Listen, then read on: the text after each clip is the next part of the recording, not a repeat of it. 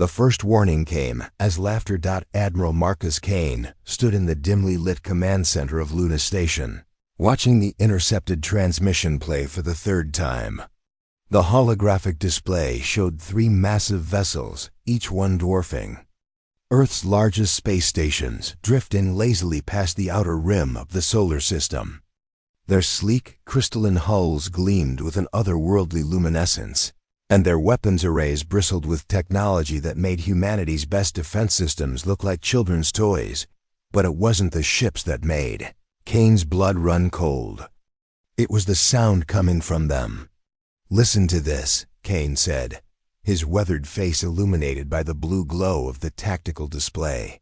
The bridge crew leaned forward as the alien transmission filled the room, a symphony of melodic tones that could only be described as mockery.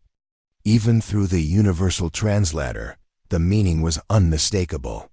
"They're laughing at us," whispered Lieutenant Emma Cross, her fingers dancing across her console as she tried to make sense of the sensor readings. "They're actually laughing at our defenses." The aliens had good reason to laugh. Earth's orbital defense platforms, built over decades of international cooperation and representing humanity's greatest technological achievement, were impressive by human standards. Particle beam arrays, kinetic bombardment satellites, and a network of automated interceptors that could track and destroy anything moving faster than a comet. The media had called it the Great Shield, humanity's answer to the eternal question of what would happen when we finally weren't alone in the universe. The problem was, these aliens weren't playing by humanity's rules. Kane pulled up the tactical analysis, his jaw tightening as he read the numbers. The alien vessels were moving at nearly a quarter of light speed, their energy signatures suggesting power sources that operated on principles human science couldn't even begin to understand. Their shields, if they could be called shields, seemed to bend space itself around their hulls, creating distortions that made targeting them nearly impossible. "Sir," Cross said, her voice barely above a whisper, "our entire defense grid is registering them as non-threats. The targeting computers can't lock onto them. It's like they don't even exist in the same dimensional space we do." Kane nodded grimly. He'd seen the same readings on his private display. The aliens weren't just technologically superior. They were operating on a level of physics that made Earth's defenses irrelevant. The Great Shield, humanity's pride and joy, might as well have been made of paper. "Incoming message," announced Sergeant Tom Baker from the communications station. It's for you specifically, Admiral. They're requesting to speak with Earth's military commander." Kane straightened his uniform, knowing this moment would define not just his career, but possibly the future of human civilization. The holographic display shimmered, and suddenly he was face to face with something that defied description. The alien was beautiful in an unsettling way, tall, graceful, with features that seemed to shift and flow like liquid mercury. When it spoke, its voice carried the same musical quality as the laughter, but there was something else underneath. Something that made Kane's instincts scream danger. "Greetings, primitive one," the alien said, its words dripping with condescension. "I am Commander Vel of the Ascendant Fleet. We have observed your quaint defensive preparations. Your species shows promise, but your technology is laughably inadequate. We come not as conquerors, but as collectors. Your world will make an excellent addition to our preserve." The connection ended, leaving Kane staring at empty space. Around him, the bridge crew waited in stunned silence. In the distance, alarms began to sound as the 3 ships changed course, their impossible speed carrying them toward Earth with casual inevitability. Every great bond starts with a single moment of courage. HFY Chronicle Stories is just beginning, and your support matters. If you love emotional sci-fi tales, forbidden connections, and stories that stay with you, hit subscribe. It's free, and it helps us bring more stories from the stars to you. Kane turned to his crew, seeing the fear in their eyes, the weight of helplessness pressing down on them like a physical thing. But he also saw something else, the same stubborn determination that had carried humanity from caves to the stars. The same refusal to surrender that had defined his species since the beginning. "Cross," he said, his voice steady despite the chaos around them. "Patch me through to Earth Command. Tell them we're implementing Protocol 7. "Sir," Cross said, her face pale. "Protocol 7 was theoretical. We don't know if a lot of things will work," Kane interrupted. "But we're going to find out. Because if there's one thing these aliens don't understand about humanity, it's that we've never known when to quit. The council chambers beneath the Swiss Alps have been built for humanity's darkest hour, a time when the surface world might be uninhabitable, and the species would need to make decisions that would echo through eternity." Admiral Kane had never expected to stand here while the world above still turned in peaceful ignorance. But the holographic displays surrounding him told a story that couldn't be ignored. "The math is simple," Dr. Lisa Ward said, her voice echoing in the cavernous space. The lead physicist for the Human Defense Initiative looked exhausted, her usually perfect hair disheveled from 72 hours of non-stop calculations. "Their ships will reach Earth's atmosphere in 6 hours. Our conventional weapons can't penetrate their shields. Our missile systems can't achieve target lock. Even our nuclear arsenal would be useless. Their energy signatures suggest they could absorb the blast and convert it into power for their own systems." General Patricia Hayes, the gruff commander of Earth's ground forces, slammed her fist on the table. "So what are you telling us, Doc? That we should just roll over and die?" "I'm telling you that we need to think like humans," Ward replied, pulling up a new display. "The aliens' technology is superior in every measurable way. Their understanding of physics is centuries ahead of ours. But they're making one crucial mistake. They're assuming we'll fight them on their terms." Kane leaned forward, studying the swirling patterns on the display. "Protocol 7. You're talking about the Prometheus project," Ward nodded. "We've been developing it for 15 years, ever since the first credible reports of extraterrestrial intelligence. The theory was simple: if we ever encountered a technologically superior species, we couldn't win through force alone. We'd have to win through sacrifice." The room fell silent as Ward's words sank in. Every person in the chamber knew about Prometheus, but it had always been theoretical, a last resort that existed only in classified files and nightmare scenarios. The project was built on a simple premise: if humanity was going to die, it would choose how. "Explain it to me like I'm 5, Hayes said, her voice tight with barely controlled emotion. Ward's fingers danced across her interface, and the display shifted to show Earth's orbital infrastructure. "Prometheus turns our entire defense network into a single massive weapon. Every satellite, every space station, every piece of technology in orbit becomes part of a coordinated system. But here's the key: it's not designed to destroy the enemy. It's designed to destroy us." The silence stretched longer this time. Kane felt the weight of command pressing down on him, heavier than anything he'd ever experienced. "You're talking about turning Earth into a bomb," he said quietly. "Not exactly," Ward replied. "We're talking about turning our entire civilization into a signal. When Prometheus activates, it will channel the energy from every human-made object in space into a single coordinated pulse. The electromagnetic signature will be visible from anywhere in the galaxy, and the message it carries will be unmistakable. This is what happens when you try to enslave humanity." Hayes stood up, pacing to the far wall where a massive screen showed Earth as seen from space. The blue marble looked so peaceful, so innocent. "How many people would die?" "Everyone in orbit," Ward said matter-of-factly. "The space stations, the lunar colonies, the asteroid mining operations, all of it, maybe 10,000 people. And the pulse itself would knock out every electronic system on Earth for at least a week. The death toll from that alone would be in the millions." "But the survivors?" Kane asked. "Would inherit a world that every other species in the galaxy would know to avoid. The message would be clear: humans don't surrender. They don't submit. They choose death over slavery, and they'll take their enemies with them if they have to. The room fell into contemplation. Kane found himself thinking about his daughter, safely tucked away in her college dormitory, probably studying for finals, and worrying about things that seemed impossibly trivial now. She would hate him for what he was considering. They all would.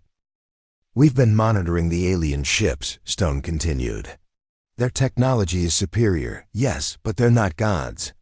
They're biological entities with their own weaknesses, their own blind spots. And they've made one crucial error: they're coming. To us." Kane raised an eyebrow. "Meaning?" "Meaning they're entering our atmosphere, our environment, our home field." Stone's smile was sharp as a blade. "These aliens might have mastered space travel and energy manipulation, but I bet my life they've never had to deal with a human guerrilla war on Earth soil." Ward shook her head. "Jack, their technology can be studied, can be adapted, can be stolen." Stone's voice carried the confidence of a man who'd spent his career doing impossible things. "But only if we survive the initial contact, and for that, we need time." Kane looked around the room, seeing the faces of people who dedicated their lives to protecting humanity. Each of them was grappling with the same impossible choice: certain death with honor, or uncertain death with hope. "Both plans require sacrifice," he said finally. "Both plans require us to bet everything on the chance that we're more than they think we are." The first alien ship entered Earth's atmosphere at exactly 1300 hours Greenwich Mean Time, its crystalline hull glowing like a fallen star as it descended toward the North American continent. Around the world, humanity held its breath. Admiral Kane watched from the command center as the vessel settled into a stationary hover above New York City, its massive form casting a shadow that stretched for miles. The ship was even more magnificent up close, a work of art as much as a weapon, its surface rippling with patterns that seemed to shift and dance in the afternoon sunlight. "Energy readings are off the charts," Lieutenant Cross reported, her voice steady despite the magnitude of what they were witnessing. "The ship's power output is equivalent to a small star. And Admiral ... they're scanning everything. Every building, every vehicle, every person in the city." Kane nodded. His attention split between the tactical displays and the live feed from New York. The streets below were in chaos, not panic. Exactly, but the kind of organized confusion that came when 8 million people suddenly realized their world had changed forever. Traffic had stopped. People stood in the streets, staring up at the impossible sight above them. "Sir," Cross continued, "we're receiving another transmission. Same source as before." The holographic display shimmered, and Commander Vell's ethereal form appeared once again. The alien looked even more beautiful and terrible than before, its features shifting like smoke given form. "Greetings again, Primitive One," Vell said, its voice carrying across the command center like music. "As you can see, we have arrived. Your defensive systems have proven as inadequate as we predicted. Now we will demonstrate the futility of resistance." The transmission ended, and Kane felt his heart skip a beat. On the main display, he could see energy beginning to build around the alien ship's hull, a soft, pulsing glow that grew brighter with each passing second. "They're charging weapons," Cross said, her voice tight with controlled fear, "targeting the city center." Kane grabbed his communicator. "Stone, are you in position?" "Affirmative, Admiral," came the reply. Colonel Stone's voice carried the calm confidence of a man who'd spent his career in impossible situations. "Teams are deployed throughout the city. We're ready to execute on your command." Kane hesitated. What he was about to order went against every instinct he'd developed in 30 years of military service. But sometimes, the only way to win was to let your enemy think they'd already won. "Do it," he said. The explosion rocked the alien ship from below, a massive blast that erupted from the city streets and engulfed the vessel's lower hull. But this wasn't a conventional weapon, it was something far more dangerous. In the weeks since the aliens had first appeared, Stone's teams had worked around the clock to implement a plan that was equal parts brilliant and insane. They'd turned New York City into a trap. The blast wasn't designed to destroy the alien ship that would have been impossible with conventional weapons. Instead, it was designed to do something far more subtle and dangerous. Hidden in the explosion were thousands of tiny devices, each one no larger than a grain of sand, each one carrying a payload that would have seemed insignificant to the aliens' advanced sensors. Earth bacteria. Specifically, bacteria that had been genetically modified to consume the rare elements that made up the aliens' technology. Direct hit, Stone reported, his voice crackling over the com. Packages delivered. Now we wait. The alien ship's response was immediate and devastating. Energy beams lanced down from its hull, carving through buildings like a hot knife through butter. The Empire State Building collapsed in a shower of debris and flame. Times Square became a crater of molten concrete and twisted metal. In the space of 30 seconds, the heart of New York City was reduced to smoking rubble, but the alien ship was no longer perfect. Small patches of its hull had begun to dull, losing their crystalline luster as the microscopic invaders began their work. The damage was minimal, barely visible to the naked eye, but Kane knew it was spreading. Prometheus is still online, Dr. Ward reported from her station. We can still activate if this doesn't work. Kane shook his head. Give it time. Stone's plan is just the beginning. On the tactical display, the second alien ship was descending toward London, while the third approached Tokyo. Each ship moved with the same casual arrogance, the same certainty that they faced no real threat from the primitive species below. We're about to learn how wrong they were. In London, the alien vessel found itself facing not a city, but a carefully orchestrated illusion. The British had spent weeks preparing for this moment, using every piece of technology at their disposal to create a false target. What looked like London from above was actually a massive holographic projection, hiding the real city beneath. Layers of electromagnetic camouflage. When the ship's weapons opened fire, they struck empty air. The real London was 10 miles away, its population safely evacuated to underground bunkers that had been prepared for this exact scenario. And from those bunkers, teams of human specialists launched their own attack, not with weapons, but with signals. Every radio tower, every television station, every piece of communications equipment in the city began broadcasting the same message simultaneously. Not words, but raw data, the complete genetic code of every species of Earth bacteria, virus, and microorganism ever cataloged. The signal was crude by alien standards, but it was loud, constant, and impossible to ignore. To the aliens, it was like being shouted at by the entire biosphere of Earth. In Tokyo, the third ship encountered something even more unexpected. The Japanese had taken a different approach entirely. They decided to communicate. As the alien vessel descended toward the city, it was met not by weapons or deception, but by music. Every speaker in Tokyo began playing the same composition, a piece that had been written specifically for this moment by a collaboration of human and artificial intelligence. The music was mathematically perfect, built on harmonics and frequencies that spoke to the fundamental nature of consciousness itself. It was a love song, sung by an entire species to the stars. The alien ship stopped its descent, hovering motionless above the city as if listening to something it had never heard before.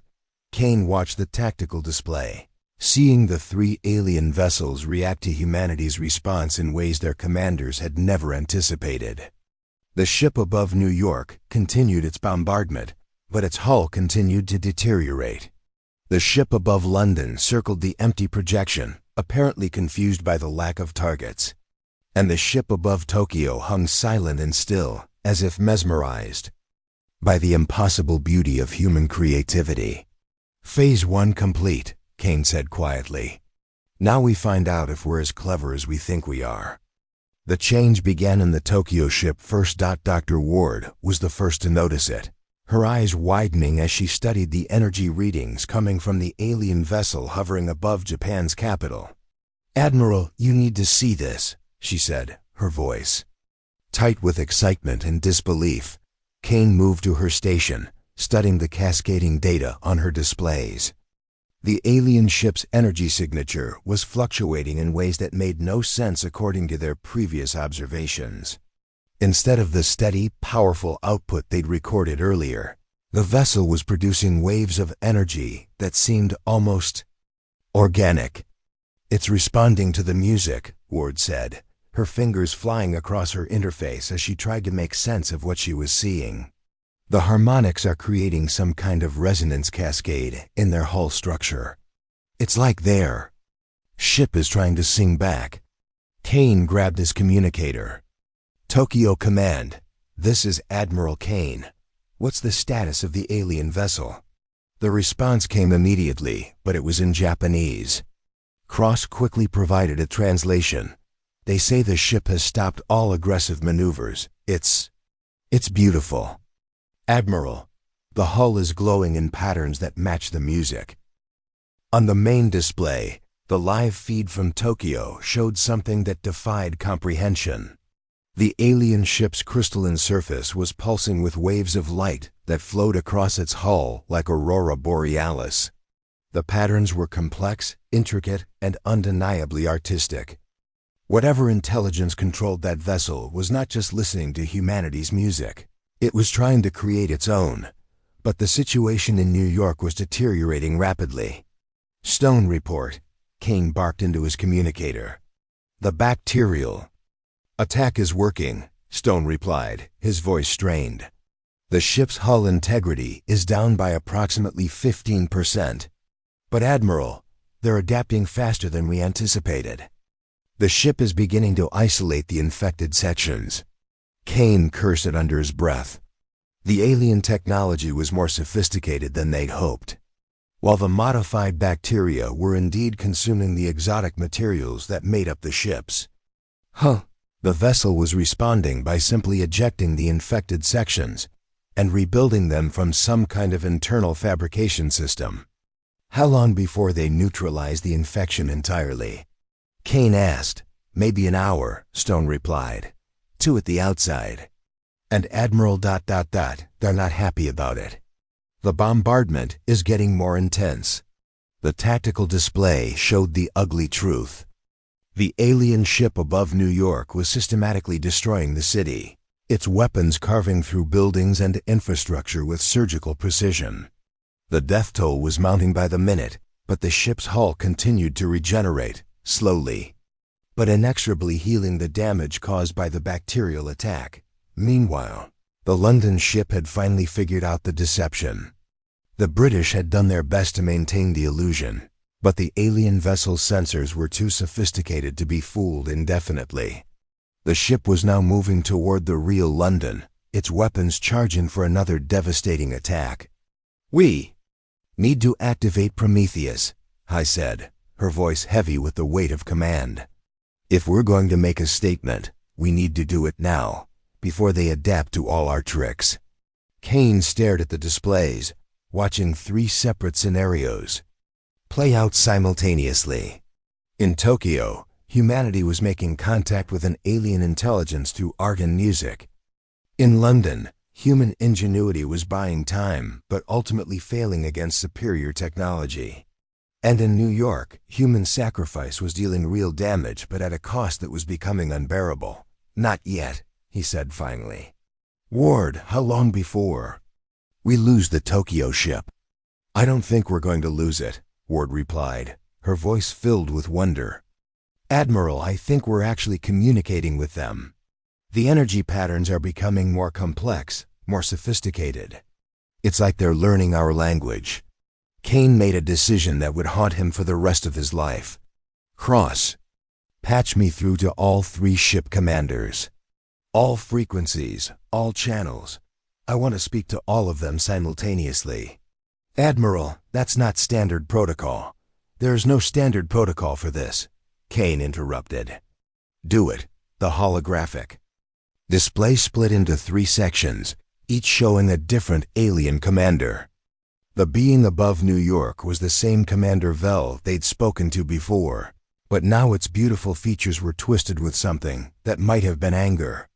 The commander above London appeared similar but somehow different, more mechanical, more coldly logical.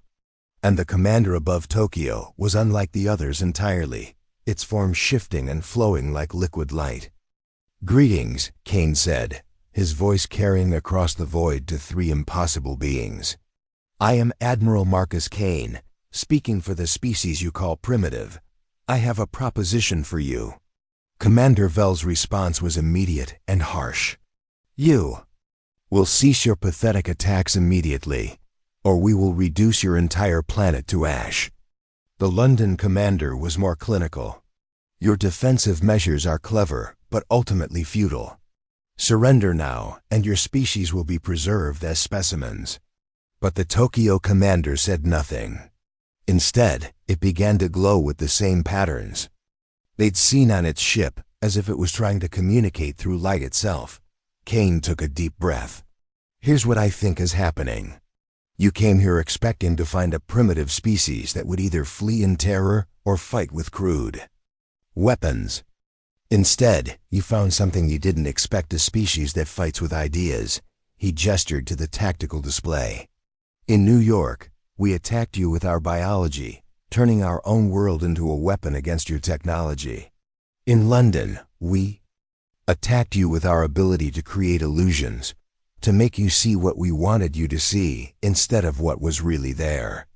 And in Tokyo, we attacked you with our souls, with the part of us that creates beauty for its own sake. The 3 commanders listened in silence, their alien features impossible to read. Each of you is responding differently, Kane continued. And that tells me something important. You're not just conquerors, you're individuals. You're people, just like us. Which means you can choose to be something other than our enemies. Commander Vel's response was swift and brutal. The ship above New York intensified its bombardment, carving through what remained of Manhattan with renewed fury. The London commander was more measured. Your species shows tactical innovation, but innovation without power is meaningless. You will submit. But the Tokyo commander began to sing. The sound that emerged from the alien vessel was unlike anything Kane had ever heard, a complex harmony that seemed to encompass the entire electromagnetic spectrum. It was beautiful beyond description. But it was also clearly a response to the music that had been playing from Tokyo's speakers. Admiral, Ward said, her voice barely above a whisper, the Tokyo ship is powering down its weapons. I think it's trying to land. Kane felt his heart racing. Stone, Hayes, all units hold your fire. Do not engage the Tokyo vessel. I repeat, do not engage. Admiral, Hayes protested. That could be a trick. Or it could be first contact, Kane replied. The kind that doesn't end with one of us dead. On the display, the Tokyo ship was indeed descending, its massive form settling gently onto the surface of Tokyo Bay. The water around it began to glow with the same patterns as the ship's hull, as if the vessel was trying to make itself as beautiful and non-threatening as possible. 2 ships still hostile, Kane said, his mind racing. 1 potentially friendly. Ward, how long before Prometheus is ready? 15 minutes, Ward replied. But Admiral, if the Tokyo ship is really trying to communicate, then we need to buy them time to figure out how. Kane finished. And we need to show the other 2 that we're still dangerous enough to respect. He turned to the display showing the 3 alien commanders. You have 10 minutes to decide what kind of neighbors you want to be. After that, we show you why humans are worth keeping around one way or another. The moment that would define humanity's future began with a single impossible word. Hello. It came from the Tokyo ship, transmitted on every frequency simultaneously. Spoken in perfect English with an accent that seemed to carry the weight of stars. The alien commander's image on the display had stabilized into something almost human tall, graceful, with features that seemed to shift between familiar and otherworldly. "Hello," Admiral Kane replied, his voice steady despite the magnitude of the moment. "My name is Marcus Kane. What should I call you?" The being paused, its form flickering as if processing the concept of individual identity. I am becoming something new. Your music has changed me. You may call me ... Harmony." Kane felt a chill run down his spine. In the background of the command center, alarms were still sounding from the continuing attacks on New York and London. But for this moment, none of that mattered. Humanity was talking to an alien intelligence that had chosen to be something other than an enemy. "Harmony," Kane said, "can you help us stop the others?" The alien commander's form solidified, becoming more human-like with each passing second. "Commander Vel is driven by conquest. Commander Logic is driven by efficiency. I am driven by ... beauty, by the impossible thing you have shown me, a species that creates art even in the face of extinction." On the tactical display, the situation was becoming desperate. The London ship had found the real city and was beginning its bombardment. The death toll was mounting rapidly, and the British defensive systems were failing one by one. In New York, Stone's teams were running out of options as the alien ship continued to regenerate its hull and intensify its attacks. "We have a weapon," Kane said, his voice heavy with the weight of what he was about to reveal. "Something that could destroy all of us, your ships, our cities, our entire civilization. But we'd rather not use it." Harmony's image flickered with what might have been surprise. "You would destroy yourselves rather than submit. We would choose how we die," Kane replied. "That's what makes us human." The alien commander was silent. For a long moment, its form rippling with patterns of light that seemed to reflect deep thought. "Show me," it said finally. "Show me this weapon." Kane hesitated, then nodded to Dr. Ward. The physicist activated a new display, showing the Prometheus system in all its terrible glory. The orbital infrastructure of Earth, converted into a single massive weapon capable of turning the planet into a signal that would be visible across the galaxy. "One command," Kane said, "and every piece of human technology in space becomes part of a coordinated pulse. It will destroy our orbital stations, kill everyone in space, and knock out every electronic system on Earth. But it will also send a message to every species in the galaxy. This is what happens when you try to enslave humanity." Harmony studied the display with an expression that was becoming more human by the minute. "You would die for an idea." "We would die for the right to choose our own fate," Kane corrected. "But we'd rather live to create more music." The alien commander's form suddenly blazed with light, and Kane felt a surge of hope. "I understand," Harmony said, "and I will help you, but you must give me one thing in return." "Name it." "Teach me to be human." Kane blinked, caught off guard by the request. "I don't understand. Your music changed me," Harmony explained. "It showed me possibilities I never knew existed. But I am still what I was, a being created for conquest and domination. I want to become something else, something that can create beauty instead of destruction."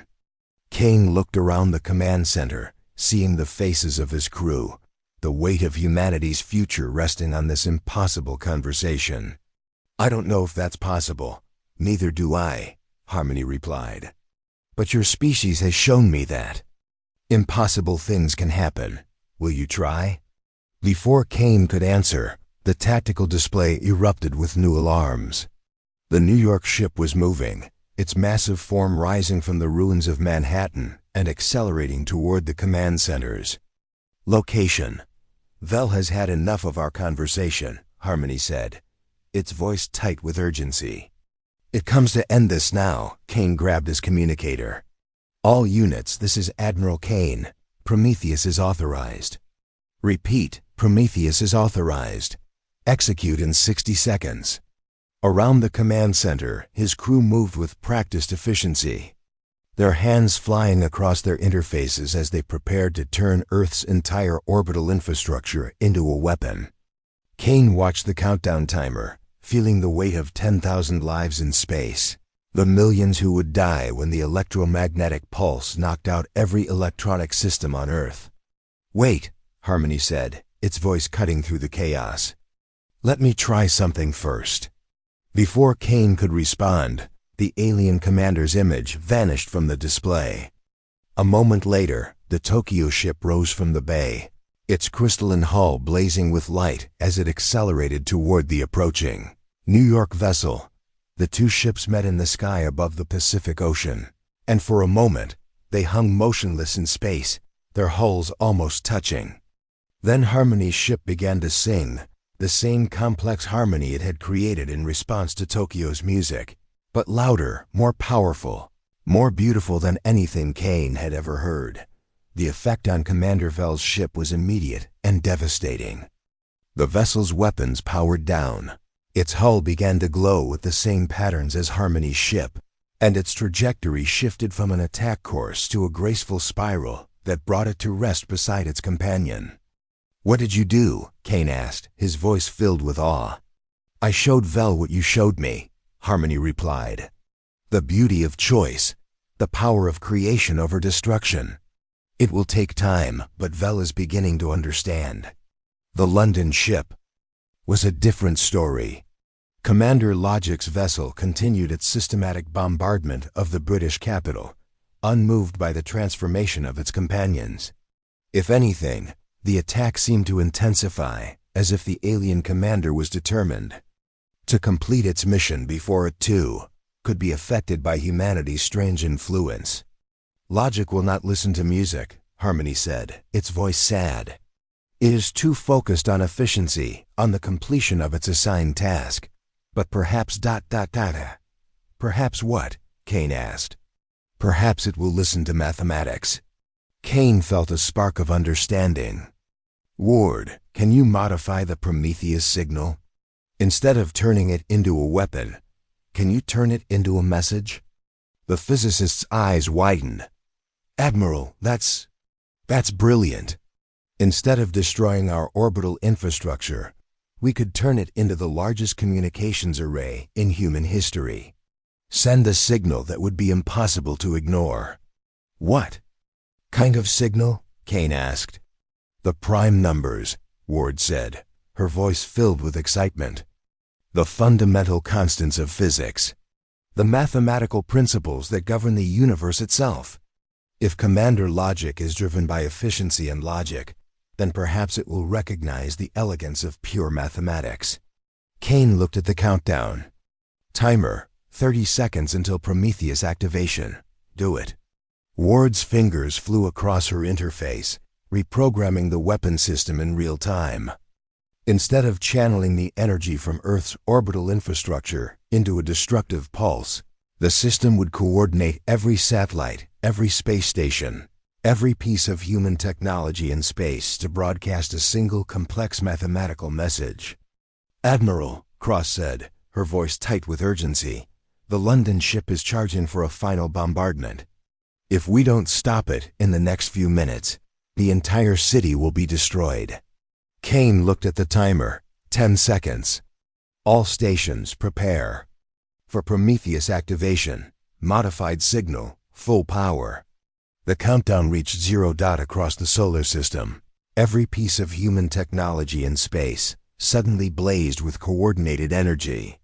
The space stations, the satellites, the lunar colonies, the asteroid mining operations, all of it became part of a single, massive transmission that spoke the language of mathematics itself.